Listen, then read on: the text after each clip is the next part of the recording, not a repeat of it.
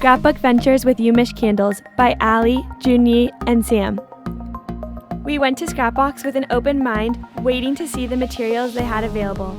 We were looking at a few options when we saw the glass jars that really caught our eyes. We all three decided creating candles was our best option with the supplies we were presented with and was something we were all interested in. After spending about an hour looking at all the options, we left Scrapbox with 5 jars, 5 candles, 2 tubes of paint, and glue. We were going to glue the candles into the jars and paint them. This was the origin of UMICH Candles. For our first attempt at selling the candles, we reached out to our friends and roommates. We were actually able to sell each of the 5 candles and got some great feedback. The people who didn't want to purchase the candles were interested in scented candles and more decorative options. This was due to us not being able to paint these jars because the paint was dried out.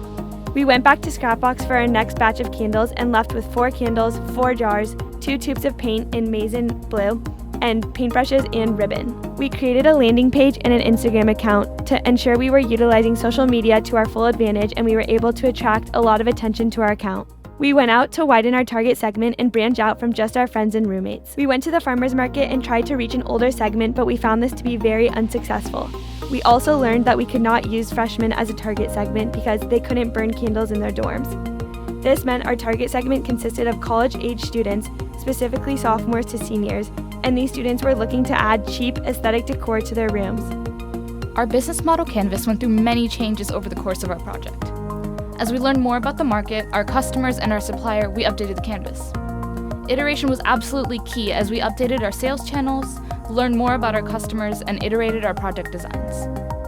Our BMC was a living, breathing document that reflected what our team learned throughout the process. Our key partners were never removed in different iterations of the canvas, but new ones were added. While our first listed partner was Scrapbox for all the materials and supplies we needed, we also later added social media platforms like Instagram and Google Sites for our landing page, as well as our student orgs as potential sales partners. The key activities in this project focus heavily on learning and iteration.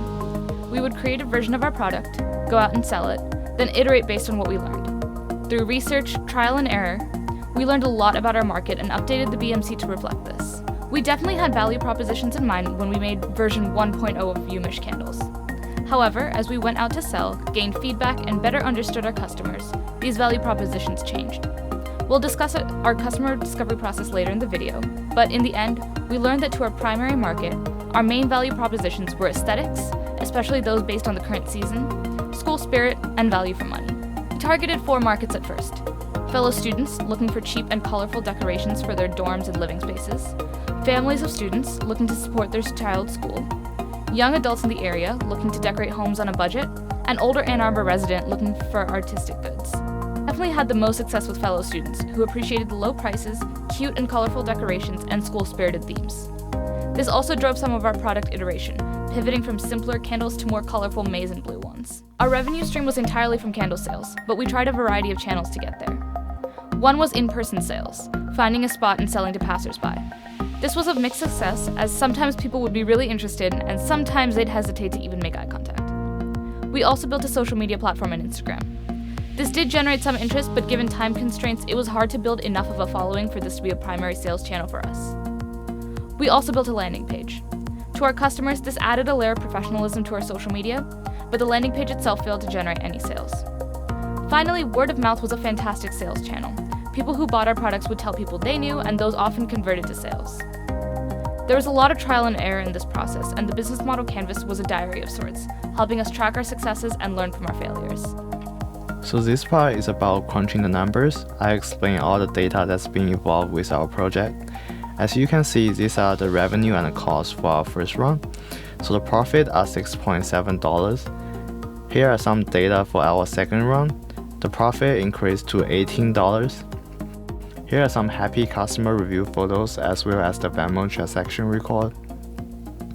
Here are some key takeaways from this Scrapbox adventure. The first is to make sure the reliability of suppliers, because when we head back from the store for the first time, we found out the paint was already dry, so that we had to go back to the store for another ride. Secondly, based on what we've learned, our target segment should be students. Finally, we better understand the value proposition of our product. Students love painted candles.